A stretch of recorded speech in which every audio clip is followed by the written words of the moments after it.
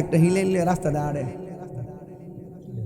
তোরা খাইছস না আমি খাই লাইছি কারে কো জানেন যে কুরবানি দিছে না হেরে কো এটা আল্লাহর গজব পর্ব।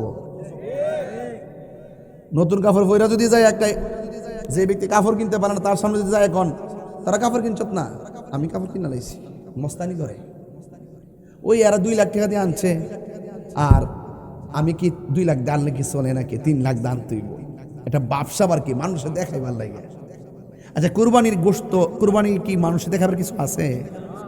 কারা সন্তুষ্টি করছে ইব্রাহিম আলাইহিস সালাম কথা কোন নাকি লাগে আল্লাহরে সন্তুষ্ট করতে যাই সন্তানের গলায় ছুরি চালাই দিছে। আমি কি মনে করেন ব্যাপারটা এই ইতিহাসটা কি শুধুমাত্র গরু খাওয়ার ইতিহাস?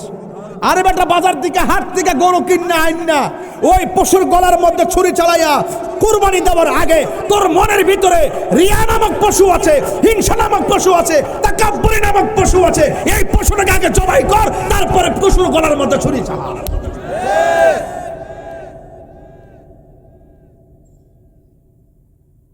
অহংকারের দেশ বাঁচে না, সাবধান বলে দিলাম। কুল ইন্না সলাতি ওয়া নুসুকি ওয়া মাহইয়ায়া ওয়া মামাতি লিল্লাহি রাব্বিল কুরবানি আমার জীবন আমার কুরবানি আমার মরণ আমার জীবন সব আল্লাহর জন্য।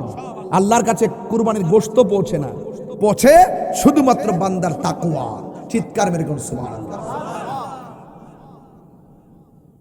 এই জন্য আপনাদেরকে অনুরোধ করে বলবো কুরবানি দিবেন পাশের বাড়ির মানুষটাকে যেন কষ্ট না পায়। সে আসতে হবে কেন? আপনি প্রথম কাইটে আগে তার বাড়িতে পাঠান, পরে দূরে দিয়েন, আগে তার কাছে পাঠান।